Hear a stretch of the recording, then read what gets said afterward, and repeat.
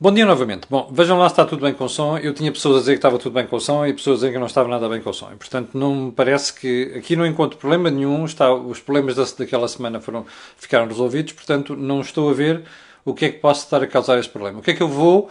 Flávio Eures disse que o som está bom. Muito obrigado. Deixem-me só pedir a quem está com problemas de som, olha, fecha a aplicação do Facebook e volta a ligar. Normalmente ajuda. Eu não sei se há problemas com o Facebook, parece que há problemas com o streaming. O YouTube baixou a qualidade do streaming, o Netflix também, e pelos vistos o Facebook está com dificuldade em monitorar também o tráfego. E portanto é provável que tenha alguma coisa a ver com isso. Eu aqui não tenho indicação nenhuma e pelos vistos há pessoas também a quem isto está a correr bastante bem. Dizia eu estou encantado com o detalhe com que os meus espectadores chegam, porque perguntam por garrafas. Aliás, garrafas não, já expliquei aqui que é garrafão, que está ali ao pé da porta, para não fechar, com as correntes de ar não fechar a porta, e diabo 4, bem. Estou espantado, as pessoas realmente têm uma capacidade fantástica de ir ao detalhe em relação a certas coisas. Bem, como eu dizia há bocadinho, o programa do Zé é longo e eu gostava de percorrer aquelas questões todas, até por uma razão muito simples, é que eu, na semana passada, fui muito moderado nas críticas que fiz ao Governo em relação às medidas que já tomaram para a economia e as que vão tomar, mas vou-lhe dizer já uma coisa, já estão a fazer disparates e disparates da grossa. E isto vai correr mal. Como o Governo está a fazer as coisas, vai correr mal. Eu já vou explicar porquê. E vai correr mesmo mal. Ok? O PIB não vai cair 8%, vai cair muito mais se não tivermos juízo. Eu já lá vou. Porquê é que eu não fui ao fundo das questões da semana passada? Porque não as conheci. Porque o Governo não deu detalhes, porque quando deu detalhes deu tarde, porque eu não gosto de falar das coisas sem as analisar, nomeadamente com alguma profundidade, quando estamos a falar de questões de economia, que é a minha especialidade, e finalmente porque chegámos a uma situação em que suspeito que o Governo não está a dar ouvidos porque está cheio de socialistas lá dentro e está cheio de socialistas no partido que estão a tentar condicionar a ação do Governo. Mas eu já lá vou, ok?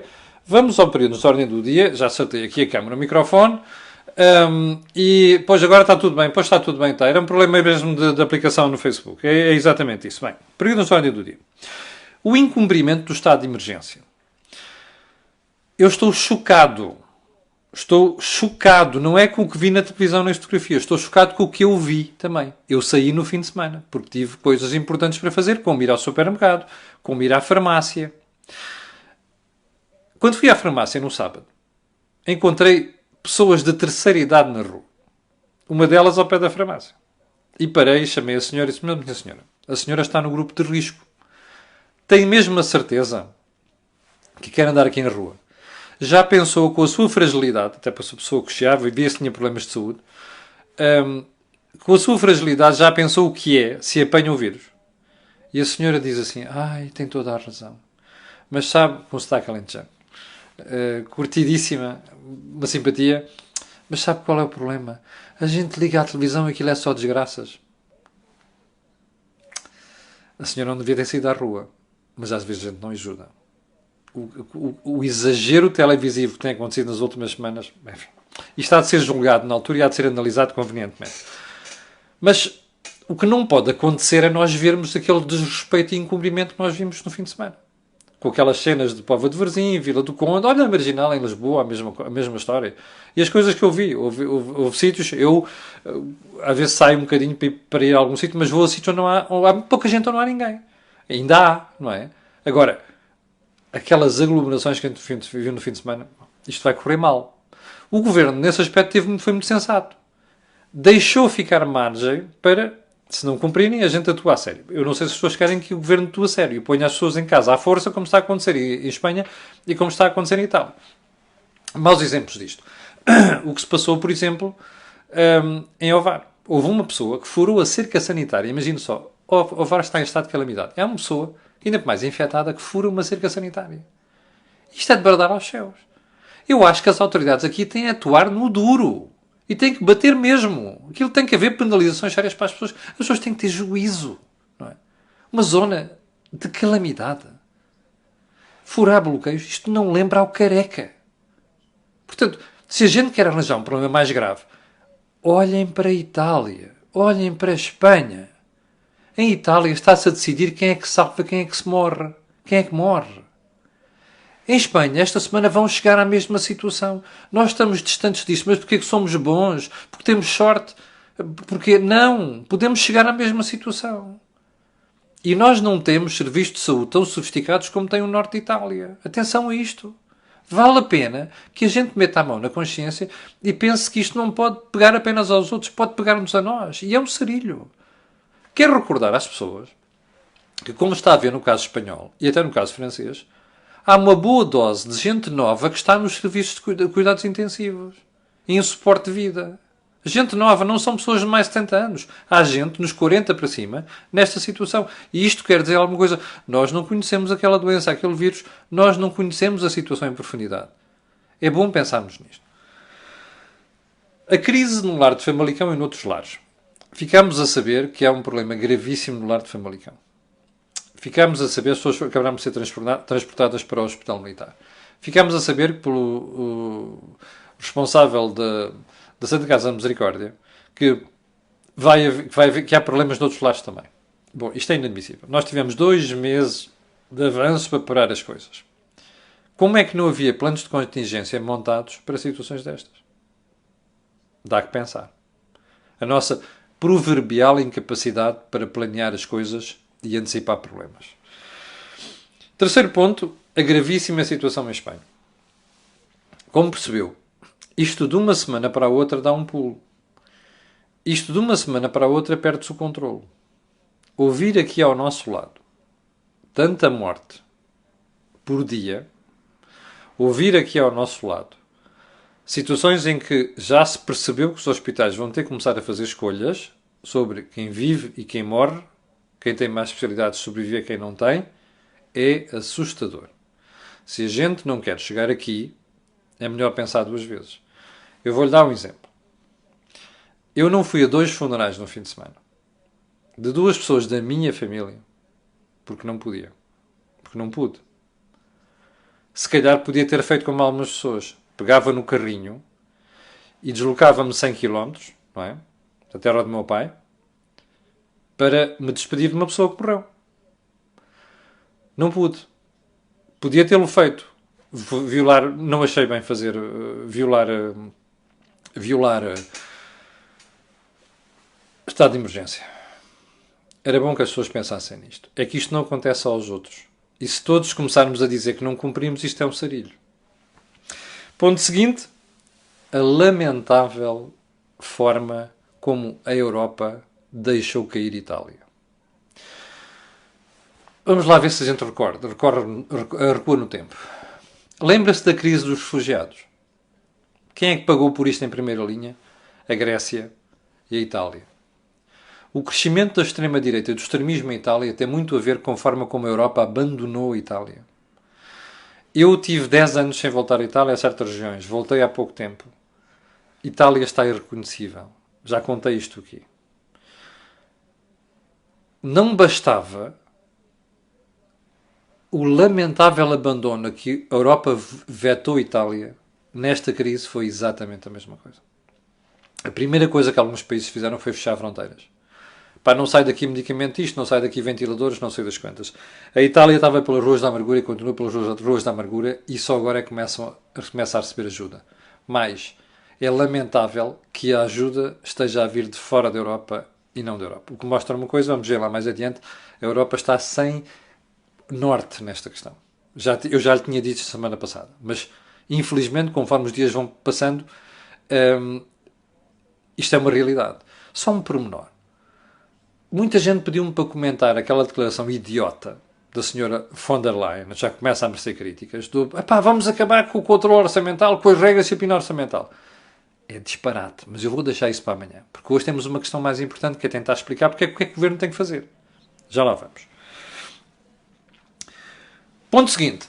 O vergonhoso papel das autoridades chinesas no descontrole da economia. Já foi ver aquela infografia do New York Times que eu publiquei na minha página ontem? Vá lá ver. 7 milhões de pessoas saíram de Wuhan, onde apareceu a crise, saíram antes das autoridades chinesas terem feito o cerco, a cerca sanitária. 7 milhões de chineses. Ok? É quase a população portuguesa. Mais, alguns milhões voaram da China para a Austrália, para a Europa, para Estados Unidos, para a Nova Zelândia, para a África, percebe? Portanto, explique-me só como é que esta pandemia podia, aliás, como é que esta epidemia podia ficar controlada e como é que nós podíamos ter evitado este contágio maciço que houve nos últimos tempos. Era impossível. Pormenor muito importante. Não me venham com a treta de querer ilibar os chineses dos disparates que fizeram. Ok? E não me sensibilizem com a China a dizer que foi este e foi aquele país. Não, não. Isto é um problema chinês. É preciso não esquecer que estes fulanos silenciaram um médico que denunciou aquilo em primeiro lugar, acabou por morrer. É preciso não esquecer que estes fulanos andaram a mentir durante semanas, se não mesmo meses. E é preciso não esquecer que em 31 de dezembro foi quando comunicaram à Organização Mundial de Saúde a gravidade do problema com uma ressalva. Está controlado. Viu-se, não é? Bom, se alguma coisa a gente vai aprender desta crise é que a China não é de fiar. Não é uma democracia. Não é uma democracia. Eu não acredito em países que não são democracias. Porque os países que são democracias tinham posto os governos na rua depois do que aconteceu. As estatísticas não podem ser manipuladas. A informação não pode ser manipulada. E o mundo vai ter que obrigar a China a mudar a forma de trabalhar no pós-Covid-19. Estatísticas, informação, autoridades de controle sanitário. Bom, como percebeu, tivemos aqui problemas de rede. Aliás, não é um problema meu, não é um problema exclusivo. O problema é que as redes estão todas sob pressão e, portanto, nós vamos ter problemas destes nas próximas semanas. Desculpe lá, quase desligou aqui. Felizmente voltou a rede. A doutora Mariana Vieira da Silva, na semana passada, em entrevista à RTP, eu falei-lhe aqui nisto. Disse que o país tinha capacidade para 9 mil testes. E a gente olhava à volta e dizia assim, mas porquê é que só estão a fazer 2 mil?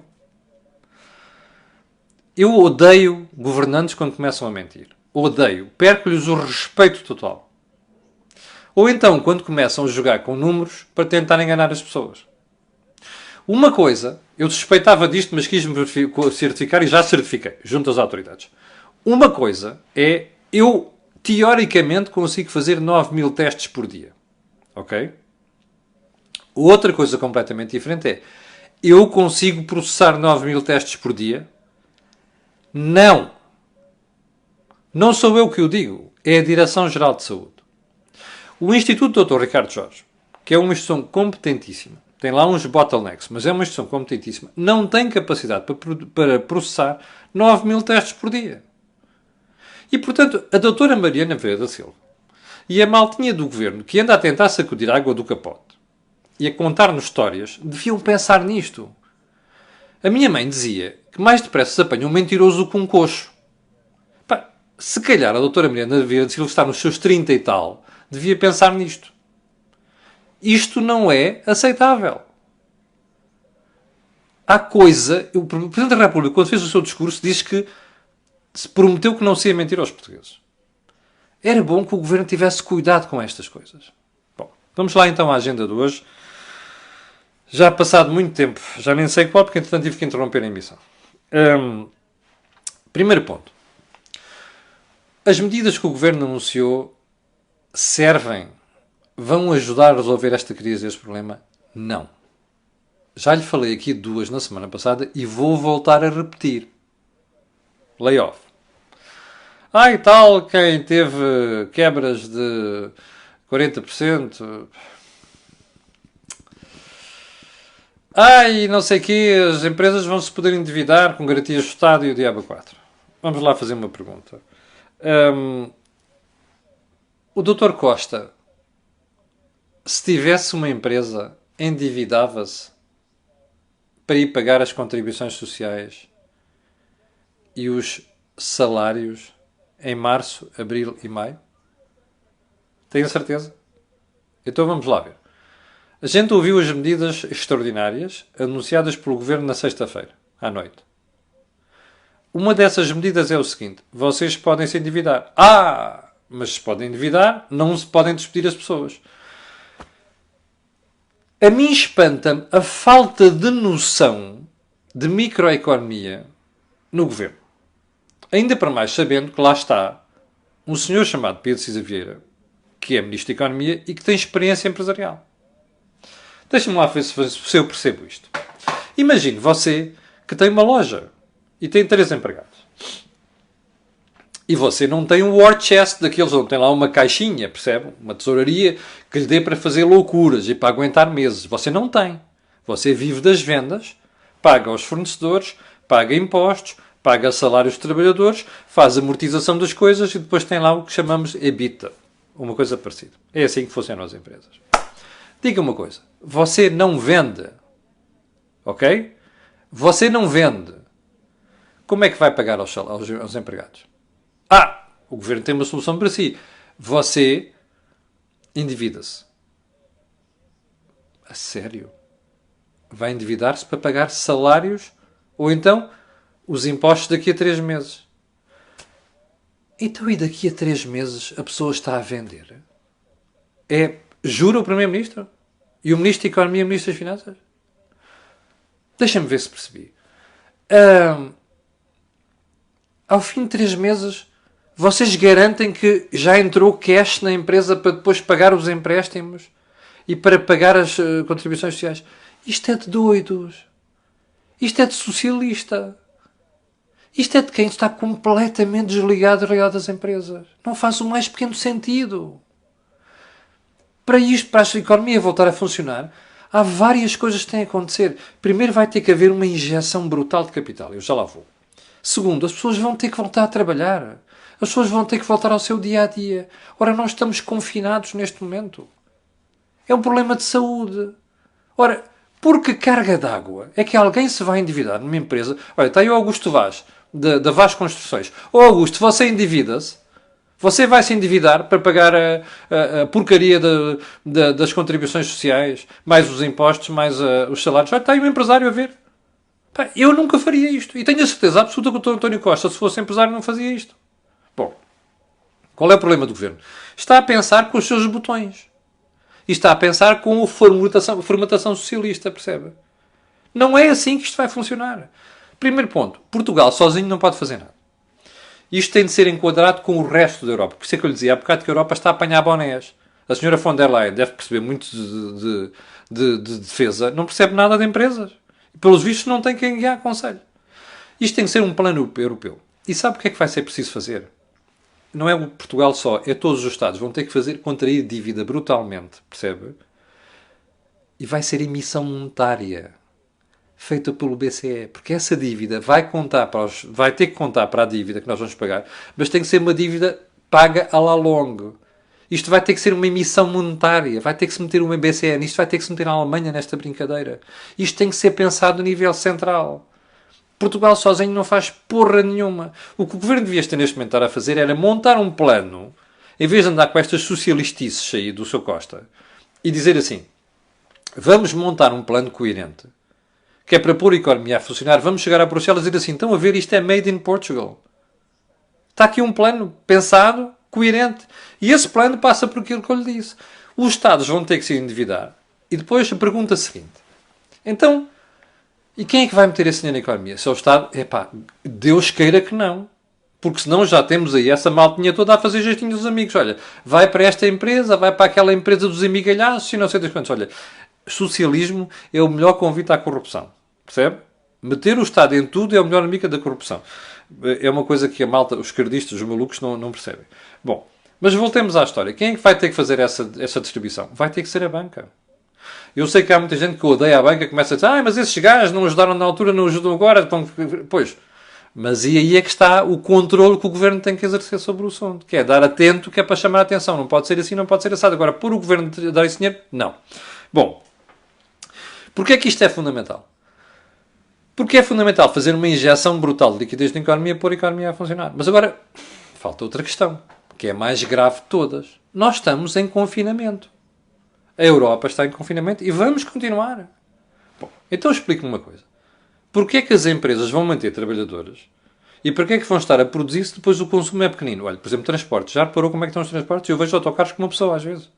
Não é? Outras atividades, parou a produção de automóvel. Olha a Auto Europa, parou a Mangualdo, não é? PSA. Então, porquê é que as pessoas, antes de voltar ao trabalho, produzir para quem? Para pôr nas prateleiras? Estocagem não faz sentido. Já adivinhou. Nós vamos ter que ter as pessoas de volta para o mercado de trabalho. Vamos ter que as pessoas voltar a ter tudo outra vez, as pessoas saírem de casa para ir trabalhar. E como é que a gente vai fazer isto com uma epidemia em curso? Bonito serviço. Agora há aqui duas questões a resolver. A primeira é esta. Estamos dispostos a morrer? Estamos dispostos a ser contaminados para morrer? Correr o risco de morrer? Primeiro ponto. Segundo ponto. A indústria farmacêutica e a indústria científica têm tempo para ir a correr nas próximas semanas de testar. Não é vacinas, esqueça vacinas. Vacinas não têm hipótese nenhuma.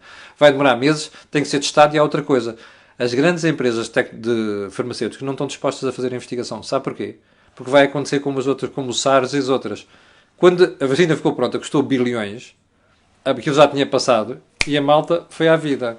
E o dinheiro investido naquilo ficou por rentabilizar. Quer dizer que os Estados nunca pensaram nisto e não andaram atrás, eles próprios, para fomentar desenvolvimento de soluções. O que é que me parece que pode servir aqui? É que a comunidade científica, a ciência e as farmacêuticas, façam testes para perceber qual é o cocktail de drogas que vai permitir mitigar, controlar e até travar a doença. Não é vacinas. Ora, isto tem que ser tudo feito ao mesmo tempo. Mas exige um plano. E esse plano é que não está montado. E este plano é que o governo português não está a ver, não é? Por um lado. E por outro lado, a própria Europa não está a ver. Ora, o que era importante aqui era que o Dr. António Costa, o Dr. Pedro Cisa Vieira, o Dr. Mário Centeno se sentassem e pensassem nisto tudo e dissessem assim em Bruxelas, está aqui, isto tem que ser uma solução europeia. Até porque, como você viu, e eu hei de explicar isso melhor amanhã, aquela maluquice da Sra. von der Leyen que acaba-se a disciplina orçamental, suspende-se as regras, isto é um convite a fazer disparates. Mas sobre isso, como eu disse há bocadinho, falaremos amanhã. Bom, eu sei que você vai dizer no meio disto tudo, os banqueiros, isto, os banqueiros, aquilo. Pá, esqueça lá isso. Esta distribuição de massa não vai poder ser feita pelo Estado. Vai ter que haver aqui um intermediário. E nós temos é que fiscalizar depois a forma como a banca vai fazer isto. Aliás, tem que se especificar que a banca não vai também proteger este ou aquele. Percebe? Já agora uma coisa. O Estado está tão preocupado em ajudar as empresas. Porquê é que não paga aos fornecedores? Sim. Porquê é que não paga aos atrasados? Você quer apostar comigo que alguns dos problemas na saúde... Eu vou-lhe contar isto amanhã, porque já me chegou aos ouvidos. Vou confirmar hoje, ok? Você quer apostar comigo que alguns dos problemas de fornecimento no SNS têm a ver com o não pagamento do Estado? Quer apostar? Eu amanhã vou-lhe mostrar isso. Tenho quase a certeza. Mas, você quer apostar comigo que algumas das empresas estão penduradas porque o Estado não paga, seja investimentos que fizeram e depois os fundos comunitários que era para ser pagos ainda não foram entregues. Quer apostar comigo? Bom, eu gostava muito que o Estado, antes de pôr com estas tretas, percebe? E esta propaganda vergonhosa, pagasse aquilo que deve. As dívidas são a pior coisa que o Estado está a fazer às empresas. Portanto, está a pedir às empresas para se endividarem e não pagar. Pá, caramba, eu garanto-lhe uma coisa. Aquela burocracia que está por trás daquilo, do layoff mais dos empréstimos, quando aquilo chegar, já as empresas estão mortas. Percebe? E o que eles estão a pedir é para as empresas se endividarem e depois que eles arranjam um problema, vão fechar as portas. Percebe? E depois os empresários ficam com um problema às costas, que é a dívida. Isto não é sério. E valia a pena que aquela malta que está no governo pensasse nesta brincadeira. Isto não se resolve assim. Bom, meu Deus, já não sei quanto tempo, já perdi a conta do tempo. Como já lhe expliquei, a Europa está claramente em deriva nesta crise. Não é? A senhora von der Leyen não sabe o que está a fazer. Aqueles comissários andam tudo para ali perdidos, entre mais alguns já estão infectados e tal. Aquela malta tem de perceber que desta vez tem que reagir de forma diferente do que reagiu quando foi da crise financeira. Isto exige um plano global, isto exige um plano à escala europeia, isto exige boldness. Em outras palavras, português corrente, Rafael Bordal Pinheiro. Isto exige tê-los no sítio. E eu suspeito que isso começa a faltar. Bom, sexto ponto, há crédito de habitação. Muita gente tem colocado esta questão. O que é que vai acontecer com o crédito de habitação? Vamos deixar para amanhã também, até porque ainda não há decisões. Mas eu não queria terminar a conversa de hoje sem falar nisto. eu já estou a ver gente aí felicíssima da vida a dizer assim, está a ver a curva de crescimento de casos, de mortes infectados, aquilo já começou a baixar um bocadinho. E já começo a ver pessoas dizer assim, pá, graças a Deus, pá, daqui a umas 2 semanas ou 3 está resolvido. Não está. Primeiro, aquelas estatísticas não são fiáveis ainda. Nós não temos número significativo de casos, percebe? Nós não sabemos ainda porque há algum nevoeiro sobre estatística, não estou a dizer que é deliberado, é impreparação. Não está, isto não está nada ganho, o risco é grande das coisas piorarem, portanto, vamos ter juízo. É preciso estatísticas de hoje, de amanhã, de quarta-feira, de quinta-feira, de sexta. Se na sexta-feira aquilo começar a dar uma divergência grande, eu começo a acreditar, percebe? Até lá, não. É demasiado cedo, temos que ter cuidado. Bom, chegamos ao final do programa de hoje. Fiz-lhe a promessa. 6.800 pessoas é um recorde histórico. Eu quero dizer que amanhã às 8 da manhã estarei aqui. Quero dizer-lhe que vou tratar daquela questão do crédito da habitação e vou tratar do disparate da Sra. von der Leyen sobre a história da disciplina orçamental, ok? Sem regras, sem comunicar. Vou analisar isto amanhã e vou-lhe contar mais umas historinhas, porque é que está a faltar fornecimentos no Serviço Nacional de Saúde, ok? Vou falar sobre isso. Fica prometido para amanhã às 8 da manhã. Vai levar comigo outra vez. Bom, para aqueles que estão a ver que são 6.800, para aqueles que vão ver, eu quero pedir aquilo que peço sempre. Coloque aí um gosto e faça partilha nas redes sociais, porque aquilo que você ouve aqui não ouve em mais sítio nenhum. Obrigado, com licença, e até amanhã às 8.